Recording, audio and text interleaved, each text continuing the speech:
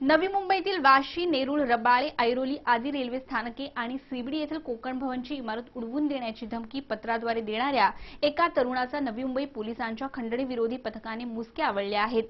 हा तरुण उल्हासनगरचा राहणारा असून तो खैरेडे एमआयडीसीत कामाला आहे। नवी मुंबईतील वाशी, नेरूळ, रबाळे, ऐरोली आदी रेल्वे स्थानके आणि सीबीडी येथील कोकण भवनची इमारत उडवून देण्याची धमकी पत्राद्वारे देणाऱ्या एका तरुणाच्या नवी मुंबई पोलिसांच्या खंडणी विरोधी पथकाने मुसके आवळले आहेत। गेल्या आठवड्यात महापौरांना रेल्वे स्थानके आणि कोकण भवनची इमारत उडवून देण्याची धमकी देणारं पत्र मिळालं होतं। त्याचप्रमाणे या पत्राद्वारे अज्ञाताने 1 कोटी रुपयांची खंडणी मागितली होती। या प्रकरणी एनआरआय पोलीस ठाण्यात गुन्हा दाखल करून खंडणी विरोधी पथकाने तपास सुरू केला।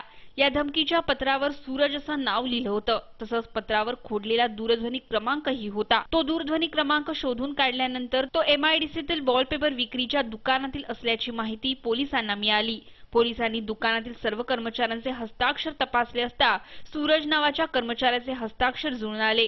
धमकीपत्रातील नाव व हस्ताक्षर जुळून आल्याने पोलिसांनी त्याला अटक केल्याची माहिती पोलीस उपायुक्त दिलीप सावंत यांनी दिली। त्या पत्राचा चौकशी करता गेले 4-5 दिवस पोलिसांनी अतिशय मेहनतीने या पत्राची चौकशी करून जे काही क्ल्यू पोलिसांना मिळाले होते त्याच्या आधारे काल एक सूरज नावाच्या इसमाला पोलिसांनी अटक केलेली आहे। प्रायमा फासी त्यांनी हे केल्याचं कबूल केलेलं आहे। जे हस्ताक्षर आहे ते पण प्रायमा फासी त्या पत्राशी त्याचं जुळत आहे। आणखीन इनिशियली तरी काल दिवसभरात त्याच्याकडे केलेल्या चौकशीमध्ये त्यांनी एक मिसशिफ करण्याच्या उद्देशाने ते केलेलं आहे। महापौरांशी त्याचा डायरेक्ट काही संबंध नाही आहे, परंतु तरी पण आज त्याची एकदा पोलीस कस्टडी घेतल्यानंतर अधिक चौकशी पोलीस करतील आणि का लिहिलं, कुठल्या उद्देशाने लिहिलं याची चौकशी आम्ही करू। सूरज रावत हा तरुण उल्हासनगरचा राहणारा असून तो खैरेडे एमआयडीसी हाऊसकीपिंग सुपरवायझर म्हणून कार्यरत आहे। तसेच त्याने दारूच्या नशेत व खोडसाळपणाने हे कृत्य केला असल्याचा अंदाज पोलिसांनी वर्तवलाय। व्हिडिओ जर्नलिस्ट सूरज कांबळेसह राज चव्हाण, एमव्हीटीव्ही। कुक्षेत गावातील मंदिरावर करण्यात आलेल्या कारवाईला निषेध करण्यासाठी आलेल्या युवा सेनेच्या पदाधिकाऱ्यावर हल्ला झाल्याची घटना गुरुवारी दुपारी घडली। या जखमी तरुणावर सध्या उपचार सुरू असून या हल्ल्याप्रकरणी नेरूळ पोलिसांनी राष्ट्रवादीचा नगरसेवकासह एकास अटक केली आहे। दरम्यान कोर्टाने सूरज पाटील यांचा जामीनही फेटाळलाय। कुक्षेत गावातील मंदिरावर करण्यात आलेल्या कारवाईचा निषेध करण्यासाठी आलेल्या युवा सेनेच्या पदाधिकाऱ्यावर हल्ला झाल्याची घटना गुरुवारी दुपारी घडली। या जखमी तरुणावर सध्या उपचार सुरू असून या हल्ल्याप्रकरणी नेरूळ पोलिसांनी राष्ट्रवादीच्या नगरसेवकासह एकास अटक केली आहे। मकरंद म्हात्रे असं जखमी युवा सेना पदाधिकाऱ्याचं नाव आहे।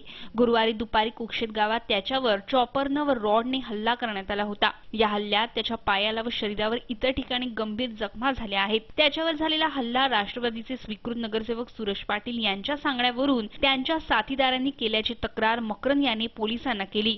त्यानुसार नेरूळ पोलिसांनी नगरसेवक सूरज पाटील यांच्यासह 6 ते 7 जणांवर गुन्हा दाखल करत या प्रकरणी सूरज पाटील व एकाला अटक केली आहे, अशी माहिती पोलीस उपायुक्त शहाजी उमाप यांनी दिली। यातला जो फिर्यादी आहे याला धमकावलेलं होतं की तुम्ही मंदिराच्या बाबीमध्ये तू लक्ष घालायचं नाही, अन्यथा तुला मारू, अशा प्रकारची धमकी आदल्या दिवशी या फिर्यादीला देण्यात आलेली होती।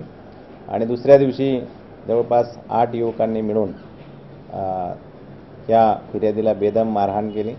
त्यात त्याच्यामध्ये त्याचे दोन्ही पाय आणि एक हात देखील फ्रॅक्चर आहे। या घटनेमध्ये कलम 307 आणि 395 या कलमाखाली आम्ही घटनेची नोंद केलेली आहे आणि यामध्ये एका नगरसेवकासह आणखी एक आरोपीला आम्ही अटक केलेली आहे। उरलेले जे लोक आहेत ते आम्ही लवकरच अटक करू। दरम्यान सूरज पाटील याची जामीन कोर्टाने फेटाळली असून 4 नोव्हेंबर पर्यंत त्याला पोलीस कोठडी सुनावण्यात आली आहे। व्हिडिओ जर्नलिस्ट सूरज कांबळेसह राज चव्हाण, एमव्हीटीव्ही। प्रतिबंधित औषधांच्या विक्रीवर नियंत्रण आणण्याचे आदेश मुंबई उच्च न्यायालयाने राज्य सरकारला दिलेत। जोपर्यंत या संदर्भात कायदा अस्तित्वात येत नाही तोपर्यंत यावर त्वरित उपाय करण्याचे निर्देशही हायकोर्टाने दिलेत। तसेच आवश्यकता असल्यास अशा औषध विक्रेत्यांचे परवाने रद्द करण्याचे निर्देशही देण्यात आले आहेत। प्रतिबंधित औषधांच्या विक्रीवर नियंत्रण आणण्याचे आदेश मुंबई उच्च न्यायालयाने राज्य सरकारला दिलेत. जोपर्यंत या संदर्भात कायदा अस्तित्वात येत नाही तोपर्यंत यावर त्वरित उपाय करण्याचे निर्देशही हायकोर्टाने दिलेत. डॉक्टरांच्या प्रिस्क्रिप्शन शिवाय विकण्यास बंदी घातलेली शेड्यूल एच मधील औषधेही ऑनलाईन पद्धतीने प्रिस्क्रिप्शन शिवाय विकली जातात. अशा प्रकारे अनियंत्रित पद्धतीने ऑनलाईन विकणे हे धोकादायक आहे. त्याचा गैरवापरही होऊ शकतो. या बाबी टाळण्यासाठी सरकारने उपसमितीही नेमली आहे. स्वयंसेवी संस्था व कंपन्यांकडून सूचना मागवण्यात आल्या असून नियमावलीही तयार होत आहे. ऑनलाईन औषधे विकणाऱ्या व न विकणाऱ्या अशा 2 देशातील नियमांचा अभ्यास करावा, त्यानंतरच या संदर्भात कायदा बनवावा असे आदेश कोर्टाने दिले आहेत. त्याचप्रमाणे आवश्यकता भासल्यास अशा प्रकारे औषध विकणाऱ्यांचे परवाने रद्द करण्याच्या सूचनाही हायकोर्टाने राज्य सरकारला दिल्या आहेत. Bureau report, MVTV.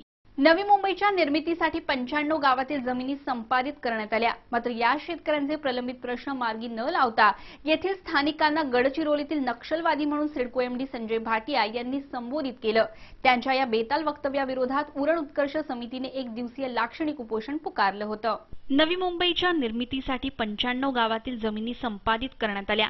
मात्र या शेतकऱ्यांचे प्रलंबित प्रश्न मार्गी न लावता येथील स्थानिकांना गडचिरोलीतील नक्षलवादी म्हणून सिडको MD संजय भाटिया यांनी संबोधित केलं. त्यांच्या या बेताल वक्तव्याविरोधात उरण उत्कर्ष समितीने सिडकोच्या प्रांगणात 1 दिवसीय लाक्षणिक उपोषण पुकारलं होतं. उरण उत्कर्ष समितीचे अध्यक्ष गोपाळ पाटील यांच्या नेतृत्वाखाली हे आंदोलन पुकारण्यात आलं होतं. नवी मुंबईच्या निर्मितीसाठी 95 गावातील हजारो शेतकऱ्यांच्या जमिनी गेल्या. मात्र त्या बदल्यात 12.5% विकसित जमीन, प्रत्येक नागरिकाच्या हाताला काम, आधुनिक शिक्षण, उच्च प्रतीच्या वैद्यकीय सुविधा यांसारख्या अनेक नागरी सुविधा देण्याच्या आश्वासनांची अद्याप पूर्तता करण्यातच आली नाही. उलट सिडको MD संजय भाटिया यांनी स्थानिकांना गडचिरोलीतील नक्षलवादी म्हणून संबोधित केलं. त्यामुळे संजय भाटिया यांची चौकशी करून त्यांच्यावर कायदेशीर कारवाई करावी अशी मागणी उरण उत्कर्ष समितीचे अध्यक्ष गोपाळ पाटील यांनी केली आहे. त्यांनी इथल्या भूमिपुत्रांना नक्षलवादी समजण्याचा प्रयत्न केलेला आहे, संबोधण्याचा प्रयत्न केलेला आहे. सकाळमध्ये त्यांनी मुलाखत देऊन त्यांनी म्हटलंय की मी गडचिरोलीला नक्षलवादी एरियामध्ये काम केलंय आणि म्हणून मला इथं काम करणं सोपं जात आहे. म्हणजे हे या भूमिपुत्रांचा अपमान आहे, अवमान आहेच. त्याच्याबरोबर पोलीस खात्याला सुद्धा त्यांनी आव्हान दिलंय असं माझं मत आहे. कारण जर का नक्षलवादीचे सिम्पटम्स त्यांनी आमच्या प्रकल्पग्रस्तांमध्ये जर पाहिलेत तर पोलीस खात्याने सुद्धा त्याला विचारलं पाहिजे ते कोणत्या भागामध्ये, कोणत्या गावामध्ये, कोणत्या समाजामध्ये त्यांनी नक्षलवादांची लक्षणं त्यांनी पाहिलीत. पण आजही आमचा भूमिपुत्र, आज तुम्ही बघताय की आजही ह्या प्रश्नाचं उत्तर सुद्धा मी लोकशाही पद्धतीने घेण्याचा प्रयत्न करतोय. अशा वेळेला या भाटियावरती खऱ्या अर्थानं पोलीस खात्यानं या सरकारनं कारवाई केली पाहिजे, ही पण मागणी आहे. या प्रसंगी काँग्रेसचे नवी मुंबई जिल्हाध्यक्ष दशरथ भगत, प्रकल्पग्रस्तांचे नेते मनोहर पाटील व मोठ्या संख्येने प्रकल्पग्रस्त उपस्थित होते. दशरथ भगत यांनीही या लढ्याला आपला पाठिंबा दिलाय. कधी विचार करा का ह्या व्यक्तीचं वक्तव्य कशा पद्धतीचं. गडचिरोलीचे जे नक्षलवादी आहे त्यांचा अजेंडा वेगळा आहे आणि येथील जे भूमिपुत्र आहे त्यांच्या मागण्या अमान्य झालेल्या आहेत, त्या मागण्यांचा अंमलबजावणी करायचा आहे. येथील जे नागरिक आहे, शहरातील नागरिक, मग खारघरचा नागरिक असेल, त्यांची आज त्या ठिकाणी त्यांना सुखसुविधा मिळतात का? नवी मुंबईतले जे शहरातील नागरिक आहेत त्यांचे अनेक प्रश्न आहेत. जो का आंदोलन आहे हा जनतेचं आंदोलन आहे. आमचा पाठिंबा आम्ही पूर्ण त्या सोबत आहोत. व्हिडिओ जर्नलिस्ट प्रणित कापसे, MVTV.